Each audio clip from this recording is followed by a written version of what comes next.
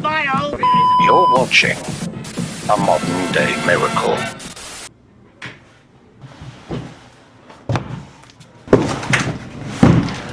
It's go time, baby.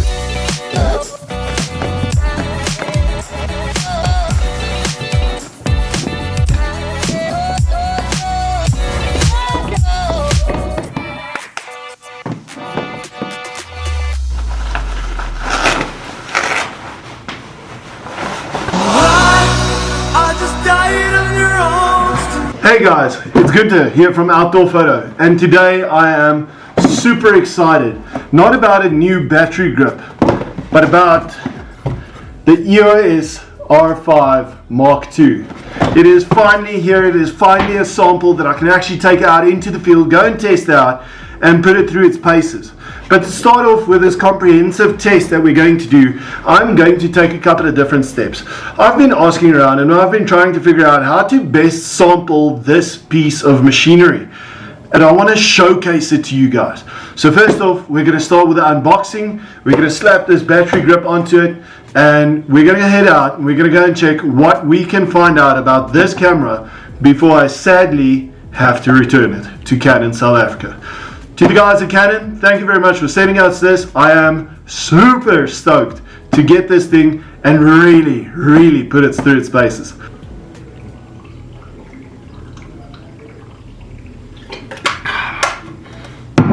Stay hydrated, folks. Looking at the camera box on its own, got a nice little strap. Hate these straps by Peak Design or PGY Tech. Got a manual, that's for the old people. Got a charger. We've got the new LPE6. Here we go. LPE6P battery. So it's new battery, higher performance, everything that this beautiful piece of equipment needs to function. This is a new little pouch. We have a cable, USB-C to USB-C, because that is European national standards now. All devices with rechargeable ports have to have USB-C port inputs. So for those of you living under a rock or still can't understand why we are now dealing with USB-C, which is that point. So this is new technology. Everything is heading towards this. Everything is going to have to cross over to this, and this is the cable to go to. So this is a good thing. We're going to check that.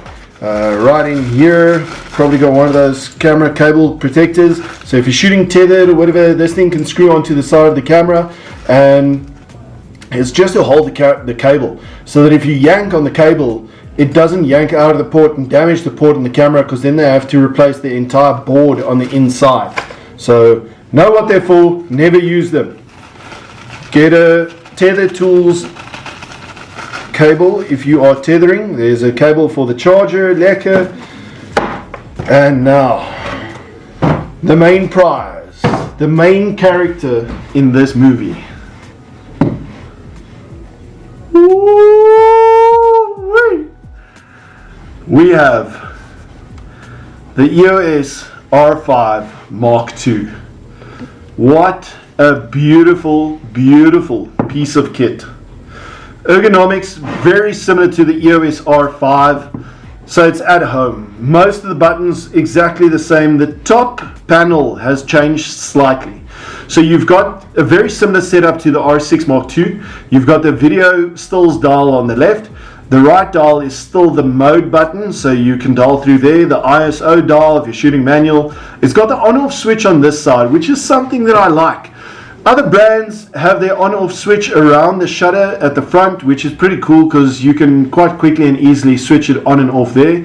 This isn't too far away from that. So I really like this change that they've brought to the camera. It makes it a lot easier. And what we've picked up on the R5 Mark I, a lot of people would have pressed the mode button, press info, and you're in the video section of it. But some people would do it by accident, and they'd be freaking out on a safari, not knowing how to get their camera back into stills because they're not interested in video. Again, if you're shooting stills and you want to do a quick shortcut to the video, that little button will activate a video immediately. So again, the layout, everything very similar, right at home with Canon. Love it, love it. Looking at the back panel, you've got the flip out screen. Again, very useful depending on what you want to use it for. This little screen and the functionality of mirrorless cameras gave me this image on the EOS R5. Very dear friend of mine, Edna, she had a swimwear range that she used to sell in New Zealand. She was here on a trip to come and visit family. We ended up shooting for her new range. We shot the safari range of bikinis and swimwear, and they adopted a cheetah at a sanctuary. We managed to capture this shot, and that was all thanks to mirrorless technology. This camera promises to take it to a completely new level. Looking at the viewfinder itself, it is a massive difference. Hold on. Run, boy! Run! Run for your life! Boy! But looking at the viewfinder specifically, excuse all the rig and stuff that I've got built up here. Let's just switch it off and it closes up. So looking at the R5 that I'm currently using, in this specific setup, if we compare these two to one another, the viewfinder has become a massive window to view life through. The viewfinder, the eye cup itself is a new design, promised to be sturdier, stronger, even on the R1 itself. The entire setup, again, if we're looking across at all the buttons and the layouts, the dials, everything is right at home. Slight adjustments to the top. Obviously on this rig, I'm using it for a lot of video and short clips that we're doing in the shop, and my stills and everything else in between. But concentrating on this new multifunction hot shoe port. So it's got that little doohickey thingamadingus that's going in the top here. That usually gets lost on the very shoot that you go out to, and then you want to buy a new one and you can somehow never find stock of it. Canon have brought this thing out with this little button that you kind of need a PhD in something to remove this thing, because it's a button and it feels like you really have to force it. How the mechanism works, similar to a flash dropping a lock pin into the hot shoe, this has a lock pin as well. So you depress that button and then you slide it out, and again you have to use a bit of Hulk force to get it out. But once that's out, you've got the extra functioning pins in the front of the hot shoe. So this thing is here to keep that clean and without any gunk and rubbish in it, so that it functions at its maximum performance without issues. It's there for a reason. And to be honest, if I'm not shooting flash, I'd probably never remove it. If I want to put a microphone or anything on it, I hate putting all of that leverage on these. So I prefer getting something like a rig or a cage that I can put around the camera. Similar to the Tilta products that we've got in store, you can surround the camera. It's same shape and size as the R5 I. Guys, let's power it up. Check it out, see what the menu is like. First thing, memory card slot. Same old, same old. We've got a CF Express Type B, and we have an SD slot, UHS 2. So make sure you get the right cards for the right job, for the right camera. My recommendation, don't even think about anything under 128 gigs. This thing is going to chow space. So shooting 30 frames per second at 45 megapixels. That's a lot of information that needs to be converted across onto the memory cards. Because of that, heat flow issues will become a problem, because data is something that needs to be transferred. Similar to your computer getting hot, your laptop, your anything. If you are working with these kinds of files on your laptop is going to get hot because of the processing. So what Canon have done on this beautiful design is they have ports on the bottom here that are venting ports. So there is a heat section that sucks light through or air through there to cool down the processing system. This thing is a beast. Trust me, I'm a professional. I do know what I'm doing. I do know what I'm doing. I know what I'm doing. Right, let's have a check at this. So it's got 8K raw video that it can process and record, everything else, lacquer, 30 frames per second, 45 megapixels on a stacked sensor. So if we jack this thing in here, we should be able to go into its menu when we switch it on. That's beautiful. Previous versions that we had here in store, not something, Canon were very peculiar about who they will let out and go and shoot with it. We were in the negotiations, and then eventually we said, you know what, let's not pee off Canon Europe. So we never really took that out to go and test. This is a final production model. They said we can have an absolute go with it. So it's lacquer seeing version 1 of the firmware. Going through all of these menus, it's a slight change from what it used to look like. I'm just quickly going to set up some of the changes here. If we're going to shoot JPEG, let's move that to maximum quality, because why not? Image type and size, large JPEG. We want RAW, compressed RAW. Canon's going to hate me for saying this. They say you don't lose any quality in this, but from the things that I've tested out, it seems like you lose a bit of information in the shadows. You save a mountain of space, but if you're anything like myself and you like shooting underexposed, I just want the maximum that I can get out of a file. So I prefer shooting RAW. Makes a massive difference in terms of the file size. Stab a lens on this thing. My go-to lenses on the Canons vary depending on what we're photographing. Now let's switch this off. You'll hear the shutter mechanism closing again, or a protective layer, just to help protect all the fancy insides. There we go. So switching this on, I've got the RF 35mm on here, lacquer. There's our focus, super quick. I've got a 128 gig memory card, CF Express, like the SanDisks. Dalkin's also excellent on these products specifically. There we go. When this is running through, one of the little niggles that I've got is if you've got HDMI plugged in, it switches off the back screen. So you lose the view in here, and it obviously only goes through to the monitor. I wish they changed that. I wish, we'll check in the menus, we'll see what's going on there. RAW, so just to show you an example here, if we go from RAW to C RAW, top right hand corner, we've got 688 estimated images that we can fit onto this memory card. If we go to C RAW, that jumps to 1040. Still, I prefer full RAW. I want the maximum out of this camera. You're not buying this thing to dilly-dally. Right, JPEG and RAW, that's fine. I can quickly select and view the JPEGs. If I want to go and edit something, I've got the RAW images. Each to their own. Some people shoot only that, either or.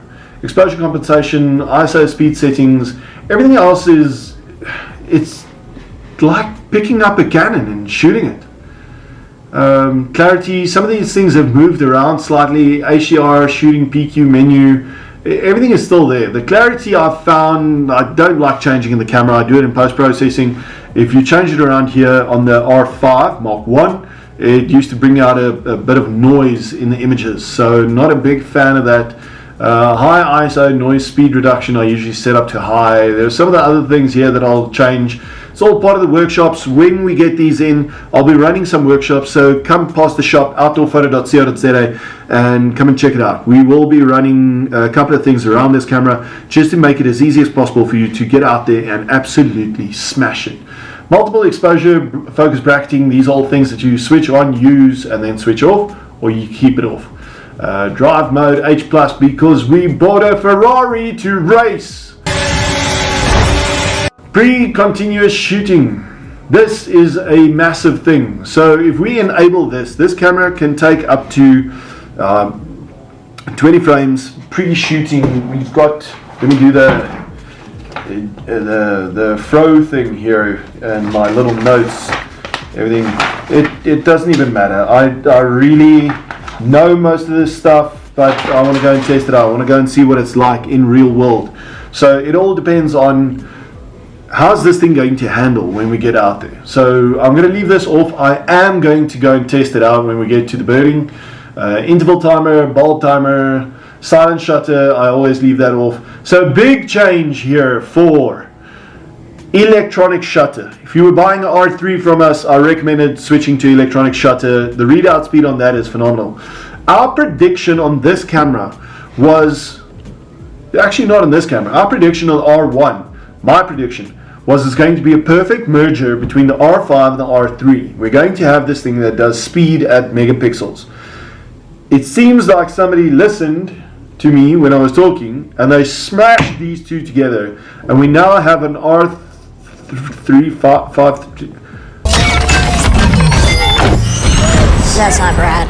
We have a camera that does 30 frames per second at 45 megapixels. The readout over the sensor improved from the R3, so this can shoot on electronic shutter. We don't have the same issue that we experienced on the R5 I. Electronic shutter, you could pick up electronic shutter distortion. Makes your images look like this if you're panning fast or you're photographing something that's moving really fast. So, not so lekker. With this, readout speed is phenomenal. It is absolutely incredible. Image stabilization, because the lens has the image stabilizer on, you can now switch on and off on the lens, and it overrides what's happening in the body. Custom quick controls, metering mode, that's fine. Like that, blackout free display. I'm not worried about the blackout free display. It's just going to eat into your. I'll go and test it out, but it's just going to eat into your battery. When you were shooting DSLR, it didn't have blackout. That mirror still picked up between frames, so you did have blackout. You were just so used to it, you didn't realize it. So this is better. It's part of the stacked sensor that it offers. Display simulation we want on. Side note, if you switch to the others like exposure only during DOF or exposure plus DOF, then it actually slows down some of the components and workings in the cameras. So my recommendation is usually just use exposure. OVF I don't use, that I don't use. Let's go shooting info display. Here's a lot of things that I usually change. Switch that off. There's a reason for all of this, and I just like the performance out of it. Let's just see if I switched off something that I'm actually going to use. Viewfinder info toggle settings, same. We hit an info. I like this little thing. I don't like that gibberish. So let's go. Vertical viewfinder display, that's on there. I want this one up, and it's not on. Let's go into that again. Boop. Boop. For a second I thought I put it in P mode. Histogram display, electronic level size, that is cool. It's now smaller. Card free percentage display, that is cool. I don't like all the maybe Ed can edit this and put a beep over it or whatever, but I don't like all the kachel. It clutters the screen, so I like it clean. But there's some of this info that's actually really pretty cool. Vertical exposure level on, so that's similar to the 1 series R1 and 1DX and also the R3. A lot of people say the R1 is going to replace the R3. I don't think it is. I think the R3 is a senior version of the R6 Mark II. And if you are photographing weddings, that R3 is the camera that I would recommend to you. If you want the best camera for weddings, my opinion, it's R3. Servo, because we're shooting mirrorless. We're done with the one-shot DSLR days. AF area 1, I like. Wow, look at all these options. This is the stuff that they were freaking out when I was fiddling around in the menus. But it's cool, I like it. Whole area tracking AF on. So you start off with the tracking, but it goes across the entire screen. That's cool. There's a reason why I switched some of this stuff off. I'll go and test it all out. Focusing modes controlled by the lens, so it's not available in the menus. Subject to detect people, eye detection. Guys, I'm going to change some of this stuff and I'm not going to explain it. But if you're in the area, come and speak to us. I'll run you through the whole entire setup. If you bought your camera from us, the setups are free. We do it free of charge. It's here to help the community. If you bought it somewhere else, registered people priority, which is pretty cool. So if you're photographing brides or you're photographing sport and you want their faces to pull a priority, the option is there. It actually brings up a little thing on the face that says this is one of the registered people in this menu. So you photograph the person, you save that image, and the algorithms read it and say it's a feature that's been available on some of the other cameras. It's not something new. It is something new to Canon, and I'm looking forward to testing it out. We will check it out by shooting a band. Case, auto. So this is cool. This is one of the things that I actually have to go and test out. I have not been a fan of the case systems in terms of the auto options that were available on the previous models. But this new system is completely a different story. This is part of the dual processor that they've got in here. They've got the Digic X and they've got the accelerator, which is supposed to assist, especially in the focusing system. Again, when Canon did the whole survey on this equipment, and they had a look at this, and they asked the people out there, what do you want to improve? Oddly enough, pixels ended up like 16th on the list of things that people wanted to change. And everybody was going on about the focus. So let's go. Let's give them the opportunity to show us what this focusing system can now deliver. Case, auto, character, that we'll play around with. Servo, that's all fine. Preview AF always disabled. This will chow your battery. Keep it off. Limit AF area methods. So again, there's a specific way that I set up the camera, and there's a specific reason why I switch all of these other ones off. Lekker. Let's go. Linked RE. No, that's fine. Limit subject to detect. No, that's fine. They've got people, animals, which includes birds, cars, and then none. So let's just leave all of that. Right eye, left eye, no, not interested. Mode focus, speaking settings, that's all fine. We got blah blah blah blah, gibberish. Connection settings, connecting to mobile devices, so Wi-Fi, so that you can quickly download an image and send it on, or videos. We use it quite a lot in the store. Remember, it does download a downscaled version of the image, so if you're sending it to your phone or tablet or whatever, don't chuck the original images off of your memory card. Full res, you can set it up so that it does download full res. You can set it up in the app itself, Canon Camera Connect app. So hate this thing down here because I want to image displayed as large as possible on the back screen. Add rotate info, so if we're shooting anything for that's fine. System 50 Hertz because we are in the south of Africa. Extra bonus points, if any of you internationally watching this, comment in the section and you can just mention if you've ever been here and where you've been and how the experience has been. It is 11:53, that time and date is correct, and let's go. So viewfinder brightness I set to manual, and I usually just bump it up 1. Screen brightness I also bump up by 1, and then screen viewfinder color tone is fine. Screen viewfinder display I keep at auto 1. If you open the flappy screen, it's not going to use the sensor in the viewfinder to pick up if your face is there or not, so it's not going to switch off the screen and go to the viewfinder.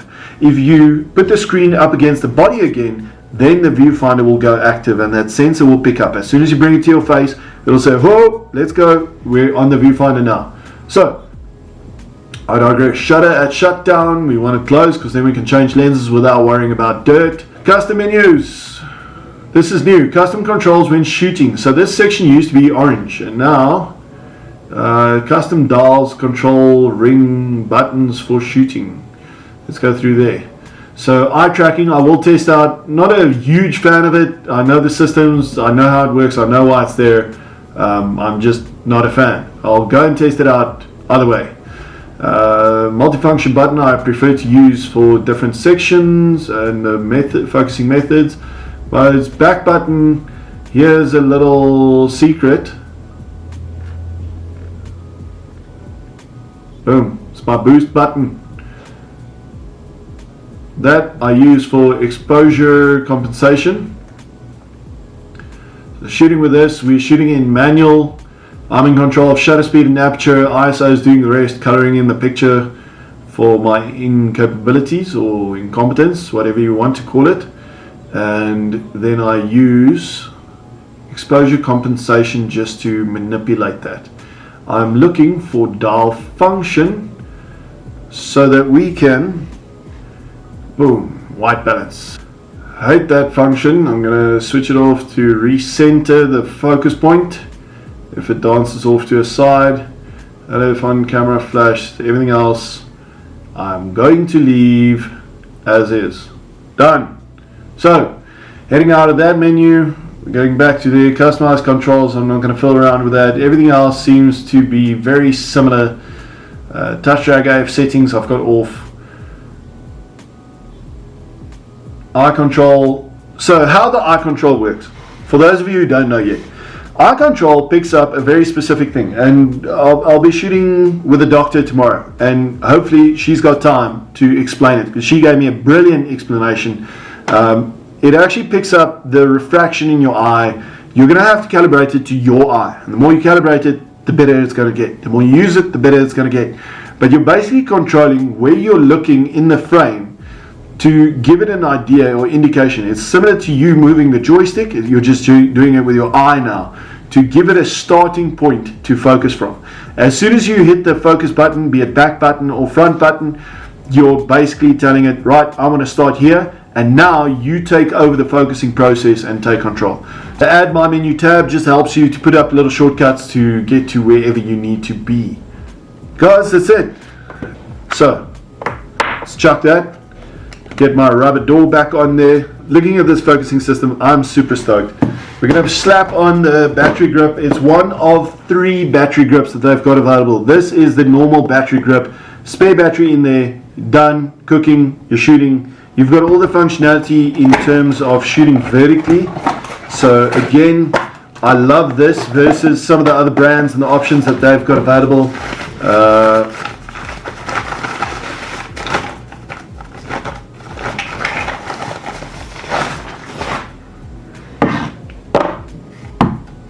Little connector point. Another freebie tip for you guys. So,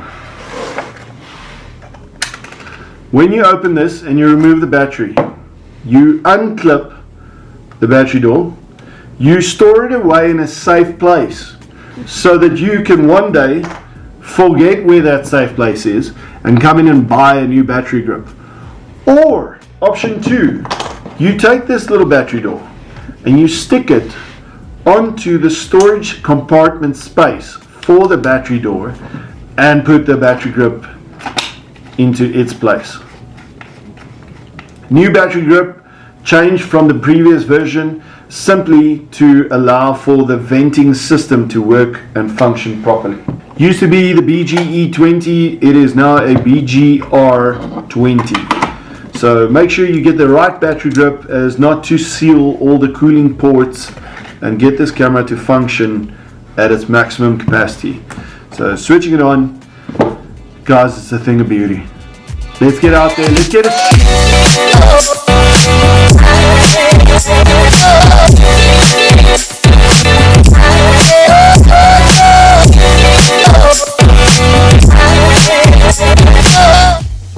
Hey guys, we've unboxed it, we took it out into the field, we had a look at all the variety of options that we had available to us and just where we can actually go and test it out.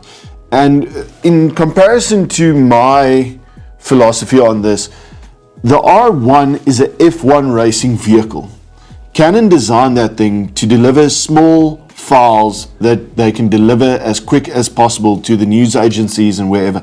So for a sports photographer, wedding photographer, anybody who works with a mass amount of images that need to deliver it as quick as possible, that is the R1. The focusing system was the main focus around these two bodies. And if you were looking for megapixels like I do, the R5 Mark II is the one for you. The focusing system on this is remarkable. I was truly impressed with it. It didn't come without its little teething issues. Some of the case systems and everything else has changed in it, but as a complete package, this is a incredible camera. So let's dive into what this thing has delivered.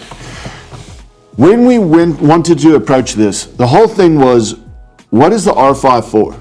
It is literally for anything. If you want to go and shoot landscapes, if you want to go and shoot portraiture, if you want to shoot wildlife, if you want to shoot sports, if you want to shoot, you name it, this camera will be able to smash it out of the park. So let's dive into some of the situations we got ourselves into.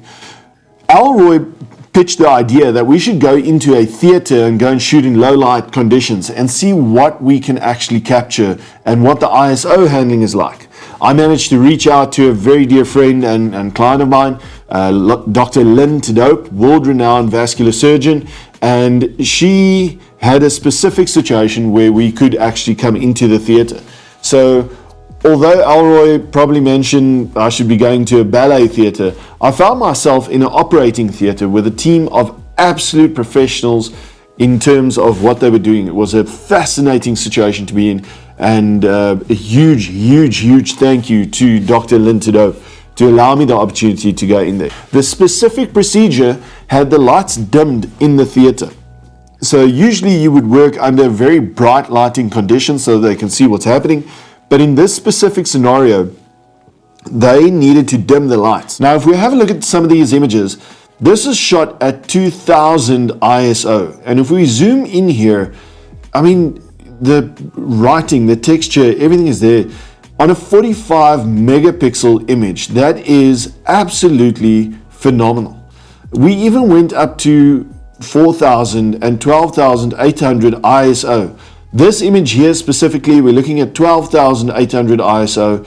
And although there is still detail in some of the finer textures, the ISO noise that I found in the background, and this is again in very poor lighting conditions, it blew my mind. Off of a 45 megapixel image, usually the more pixels you have, the lower the lighting conditions or the ISO handling is. So looking at this specifically, that is phenomenal. Slight deterioration in sharpness and image quality, but that is expected, especially off of something like this. From there, we had the opportunity to go out and we went into a birding situation. We found a great dam at Alcea de Villiers at Tux, and we managed to get in there to go and photograph these birds on the island in the dam. So it was a perfect situation for us to test a couple of things, specifically around the image quality, shooting into the light, shooting with the light, shooting birds in flight, shooting birds flying straight towards us. So starting off with this little black-headed heron, I am ridiculously bad at bird photography. I'm very lucky, but this camera has just completely changed it. I just have to keep that bird in frame. Picking it up, first shot out of focus, second shot out of focus, third shot, bang on the money. But that's a bird on a stick. So let's get on to birds in flight. So I just need to practice my panning. On that, birds coming in, taking over. If we have a look at this black-headed heron flying past, beautiful background. This was shot in an R5 II with a 600 RF f4 lens. Shooting at f4 and an ISO of 800, that is perfectly sharp. But obviously birds panning past, no problem. One of the snags that I've picked up in this, as I mentioned before, the case systems have changed in this focusing system on this camera. Instead of case 1, case 2, case 3, case 4 and auto, you now have auto and you have manual.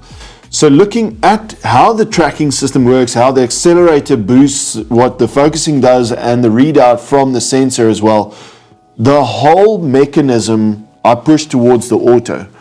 And for once, I was putting more trust into the camera than I used to just want to take control over specific functions myself. And looking at the results out of this, it's phenomenal.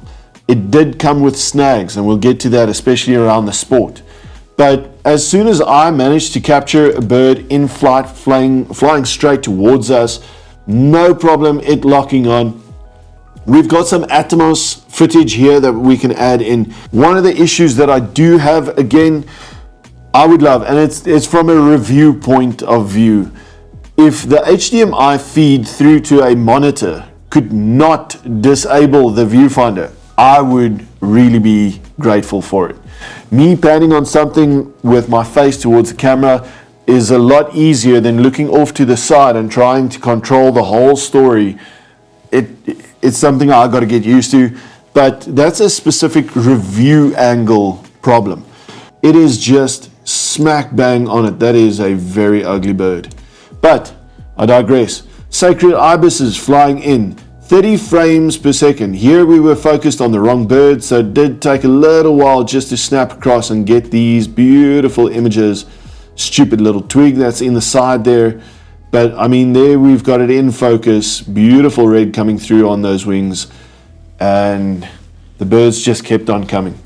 One of the issues or questions that was posted to us was, what is the stickiness of this focusing system like? Managed to fiddle around with it, played around, obviously setting it up. And when you look at something like this, we've got a goose just cruising past over the dam, no problem whatsoever. That's not something difficult to stick onto. But just have a look at this. Right behind the tree, done, done, done, done. There's another one here right at the end, still on that goose, waterduif, whatever you want to call it. It is absolutely incredible. I'm blown away by what the focusing quality on this camera does. So the next thing, we went out to the rodeo on Linwood or Graham Road. Quite a fascinating experience.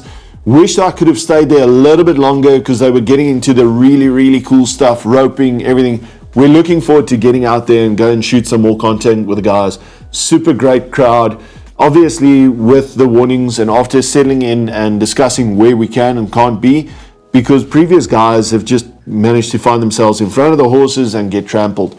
But looking at the rodeo specifically, I wanted to go and test out the differences between the people and the animal tracking and how that switches across. So looking at these, I was shooting with a EF 300mm with an adapter on the R5 II, really trying to make it difficult for this system.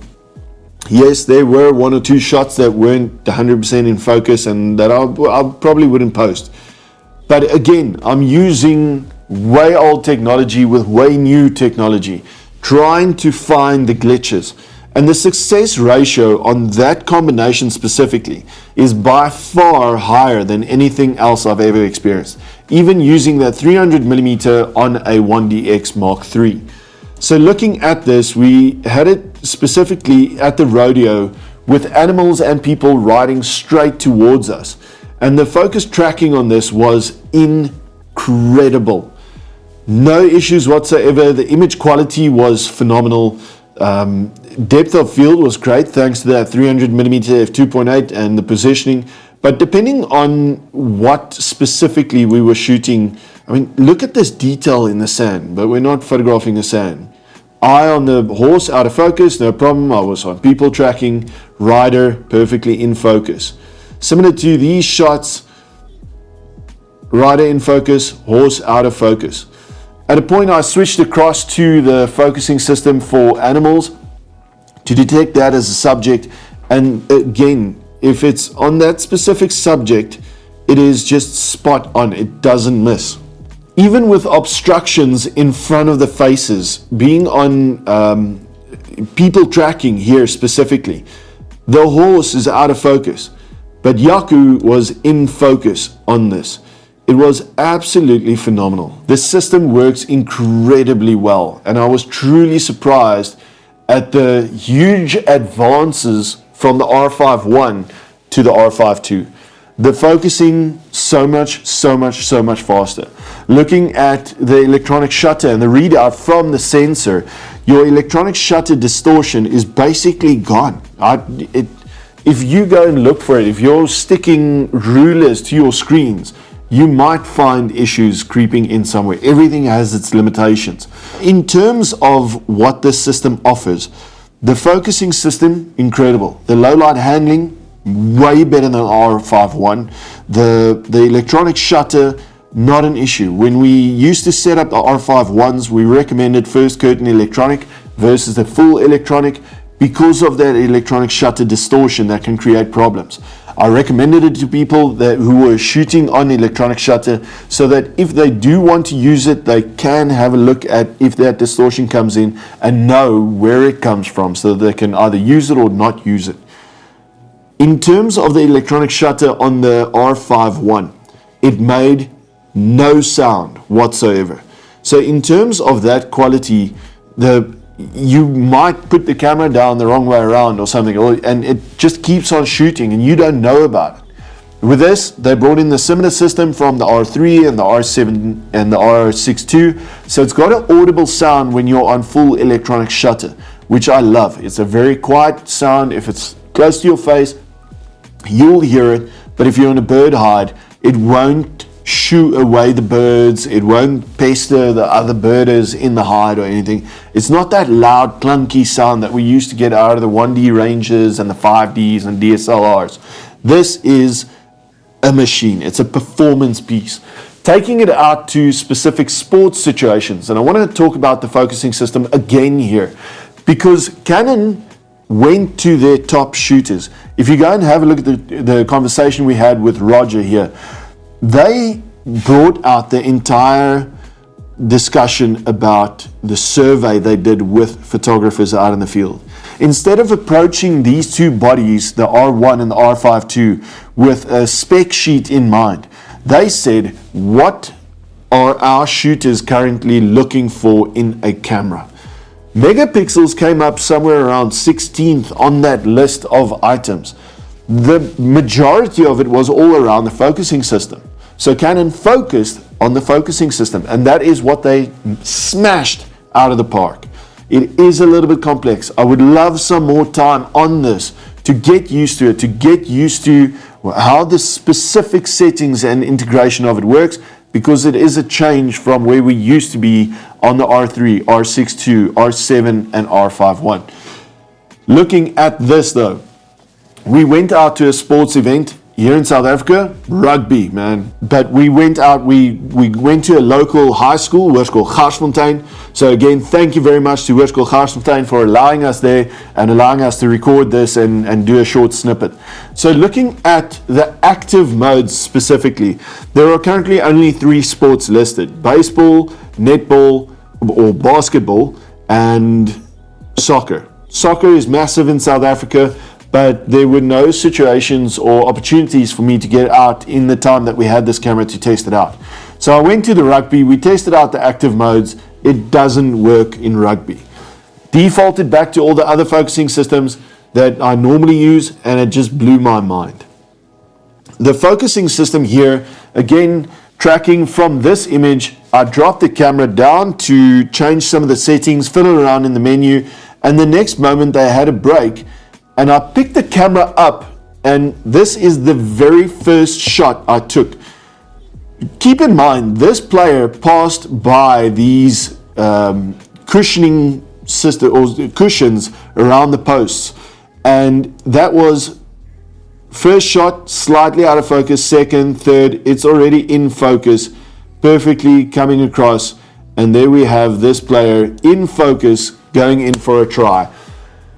It blew my mind. There's no ways, from my experience with the R5 I or any of the other cameras that I've used previously, the closest that I can think of is the R3 that would match this focus.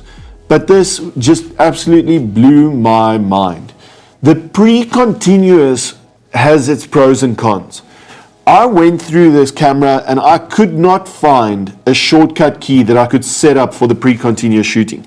So just to quickly explain the pre-continuous shooting, when you half press the shutter, it is actually going to take shots into the buffer, but it drops it out of the buffer. If you fully press the shutter button to take a shot, it will save what's in the buffer and what you shoot until you release the button. And here's the issue. I don't want those shots to be saved to the memory card. If you're buying an R5 II, get a 256 gig memory card or bigger. This thing delivers massive amounts of files in a really short time, really quickly. So it's so much information to process. I would recommend bigger memory cards, especially on the CF Express cards, and buy a proper CF Express card. Don't fall into the crux where the smaller cards or the lower price cards have a slower writing speed. The slower the writing speed, the quicker things will warm up and heat up in this camera. And we'll get to the heating issues in a second. But the pre-continuous shooting is a feature that I would love to be able to switch on and switch off when necessary. So in specific situations where the player was running up to kick the ball, I specifically used the pre-continuous to try and wait for him to kick the ball. And the moment he kicks the ball, I'll take the shot. And this is what it delivers. So prior to the kick, these images were all coming out. Prior to me pressing the shutter, these are the images that were all saved to the shutter, to the card. And it's about there that I started pressing the shutter to take the images. So those are all pre-capture images. And I mean, the image quality on this is once again ridiculous. We'll load some of these images up on a link and a platform where you guys can download the raw images. We're putting the JPEGs into the video just to make things easier. But if we have a look here at this image quality, the focusing spot on, no problem whatsoever. And we managed to capture incredible images. So, pre-continuous has its pros and cons. I managed to capture something, but I have to keep on going back into the menu to go and switch it on and off. Canon, please fix it. It's a firmware update. I'm sure you can fix it in a firmware update. But let's go across to portrait shooting. So I grabbed Yolandi once again. Shame, poor girl thinks she's got work, and then the next moment she's outside getting her photos taken. But Yolandi is always game, always keen to help out, and with this specific thing, we were playing around outside. We wanted to test out the eye tracking and the functionality on it, and my experience in terms of what I have seen issues from using the R5 I. Shooting into light, shooting eye tracking with people turning away from you, it losing tracking, it going across, looking for an eye somewhere in the background. With this system, no problem whatsoever. So Yolandi was moving forwards, doing a little sidestep kick onto the edge of the road and twirling around, specifically trying to get it to turn her face away so that we can lose contact with the eye and see how the camera behaves itself. But in getting in close there, that focusing is spot on. Shot this on an R5 II with a RF 50mm 1.2. And we were very shallow depth of field. We were shooting at 1.8 roughly. Again, trying to make it as difficult as possible. So she's just running closer, jumping into the frame and getting that sun blazing right into the frame. But the focusing stuck. It's stuck on that eye. And we tried it over and over a couple of times. We tried it in different angles. We tried it with sun coming directly into the frame. And this system, look at this image quality here. It blew my mind away. In conclusion to what we have available in this R5 II. Let's start with the cons. Memory cards. You'll be needing a lot of memory cards. This thing is going to chow memory like nothing else before. I managed to copy a couple of images across just as sample images out of 3 days of shooting, and it's 17.5 gigs of images that I selected as my sample images. It's not even the entire batch that I shot. Filling up a 128 gig memory card is not a tough thing to do on this camera. So be wary, it's something that you'll probably have to get used to, and the more you use it, you kind of settle down. Looking at the next issue that I've got with this, obviously filled memory cards eats up hard drive space. The files are minuscule larger than what I was used to on the R5 I. The R5 II delivers about a 52, 54 megabyte file in its RAWs. Depending on ISO settings and a couple of other variations and factors, those sizes may differ slightly, but coming from 45 to 47 megabyte files on the R5 I, it is a little bit larger, so it does have more information in it. From what I've tested out, the dynamic range is phenomenal. The low light handling is great. Drawing out information in your shadows is great. I'm personally not a fan of the C RAW options. You do lose quality in your shadows, the way I feel. You bought this thing for what it can deliver. Shoot in RAW. Go out there, smash it. It just blows my mind away. Did not use this hot shoe thing. Tried staying away from taking this little rubber cover off. If you've got fingernails, like ladies or guys, if you've got those fake fingernails, watch out, this thing's going to rip it off. It is a story to get it off, but it protects all the little multifunction connecting points in the hot shoe itself. So this is a bit of a thing to navigate around. Is it an issue? Not really. The rest of the layout on this camera, the buttons, everything else is all pros for me. Again, would have loved that pre-capture or continuous pre-shooting as a shortcut key so that I can program that in and customize it. The other major thing is, if you've got generic batteries, forget it.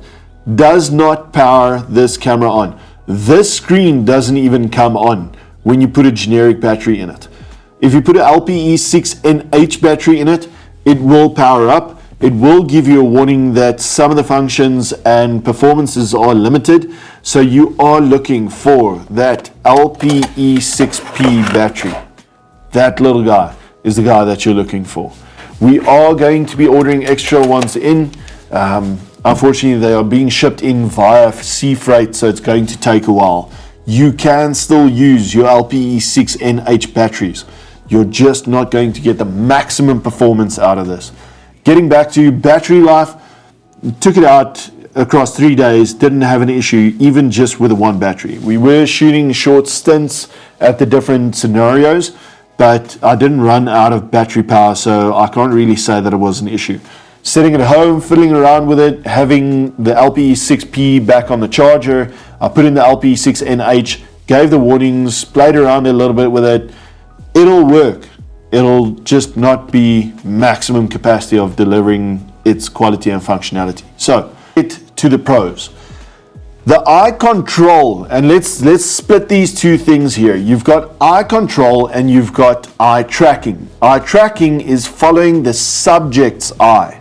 Eye control is the function where there's a way to control the focusing point with your eye.